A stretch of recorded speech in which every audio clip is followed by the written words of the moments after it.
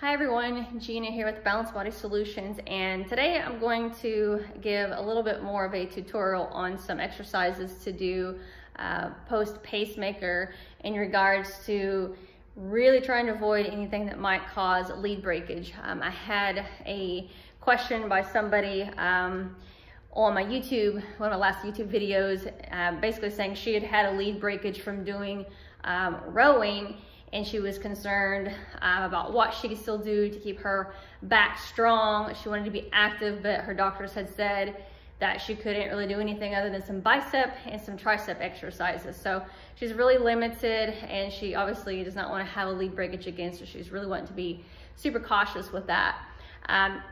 For me, with the 1 to 4% annually as far as lead breakage, I am just kind of going for it. Hopefully it's not going to bite me in the butt later on, but I'm just going to kind of go for it. My doctor did tell me that the only time he'd seen a lead breakage was somebody that had been doing a lot of pull-ups. So it seems to me that potentially a lot of pulling back type activities maybe is one of the lead causes of lead breakage. So I want to go over a little bit about kind of the anatomy and why there's even an issue with lead breakage in the first place. So you can see here, I'm pretty thin, so you can see with my collarbone, you can really see it well over here. And on this side, you can't see it quite as well right through here. So you can kind of really see where the leads are going in that subclavian vein, and actually, to be honest with you, I can feel like a difference there. So it's basically right there, and it's going up underneath my collarbone.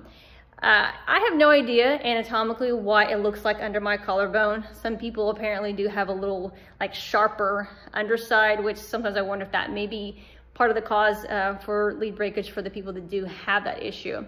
So the fact that I don't know, I kind of just have to assume that hopefully everything's okay with me.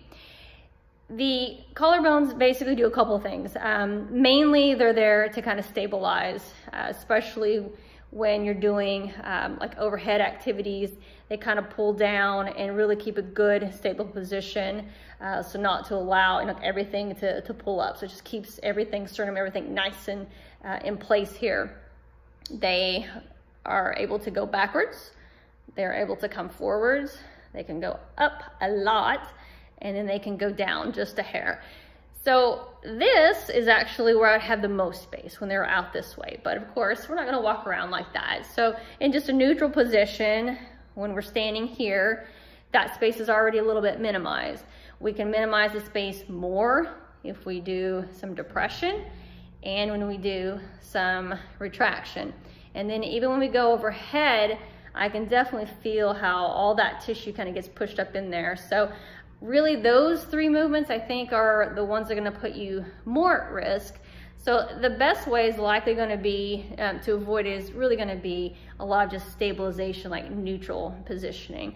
I'd also like to add that if those of you that don't know, on the market right now is a new pacemaker that is without the box and leads. They're just putting it through the vein directly just into the heart, and that's the only thing that's there.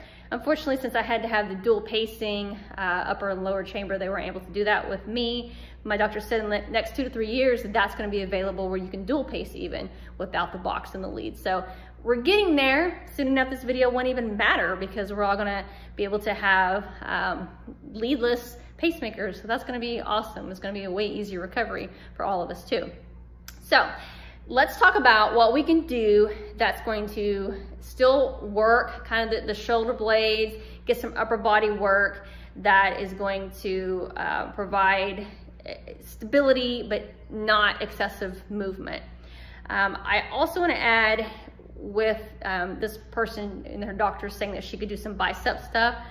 To be honest with you, bicep curls is still actually going to cause some compression, and I'll show you guys why. So as soon as I put this 15-pound dumbbell in this other hand, you can see how that tensed up and that pulled that side down just a little bit.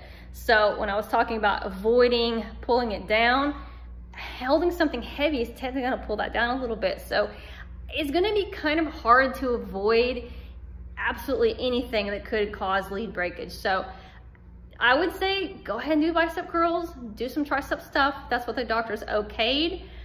But maybe they're just really wanting you to avoid the row stuff that initially got your leads broken. And then obviously I would say some pull-up stuff based on what my doctor told me. Again, I'm personally just gonna go ahead with it. Hopefully I'll be okay in the end. So, as far as doing more neutral stuff, you could do something along the lines of a bent over row, where instead of really pulling the shoulder blades back, you would just kind of come to neutral and not doing the shoulder blade retraction part of it. So you could kind of come right through here and still work on that, I think, pretty safely. You could also do some banded work, where you could pull back just to kind of a neutral position and not excessively pulling back, just right to neutral through there. Along the same lines of bands, we could do some banded work where you would just be kind of pulling down to a neutral position here at your side. You could work on doing some holds there, or you could, actually go through the movement. But as long as we're hopefully, not getting a lot of that extra shoulder blade retraction, I think we'd be okay there. You could also use like a TRX. I have rings here since I'm a CrossFit kind of girl, but you could use a TRX as well. And then just working on kind of getting a position where you're kind of just stabilizing and holding. So again, we're not doing the row and pulling back. You're just gonna get here, and then you just hold that position. And even the further you can get under it, it's gonna be harder and harder. So everything right now in my upper body is working really hard, but I'm not doing a lot of movement there. I can also show you plank-wise. I think, whoops, sorry about that. Plank-wise, I think you could get some good work there too. So just holding a good neutral plank, and then you could even do some reaching, because as I mentioned earlier, when we're pulling the shoulder blades this way, we actually get a little more space. So that would actually not be bad at all to do, as far as just like a neutral plank, and then reach, back to neutral, reach. That can get some nice work there of the shoulder blades. And then the other thing I wanted to show would be just some neutral carry work. Again, so much of the bicep curl, as soon as I put the kettlebell in this arm, technically that's gonna contract a little bit there, but since if there's no limitations on the actual weight, this technically is just a functional weight that I'd be carrying around. So I could do some walking where I could put 2 kettlebells and just do some walking.